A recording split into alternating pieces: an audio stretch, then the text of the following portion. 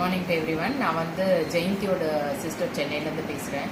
Actually பார்த்தீங்கன்னா எனக்கு வந்து இடது தோள்பட்டை வந்து ரொம்ப வலி இருந்தது. இப்போ டாக்டர்கிட்டலாம் போகும்போது அலோபதி டாக்டர் என்ன சொன்னாங்க அப்படின்னா, அந்த எலும்பு வந்து தேஞ்சு போச்சு, ஸோ அந்த இடத்துல வந்து இன்ஜெக்ஷன் பண்ணணும் அப்படின்னு சொன்னாங்க. எனக்கு ஒரு ஸ்டேஜுக்கு மேலே இந்த இதுக்கு மேலே எனக்கு கையை தூக்க முடியாது, இதோட ஃபுல்லாக கம்ப்ளீட்டாக வலி இருந்தது.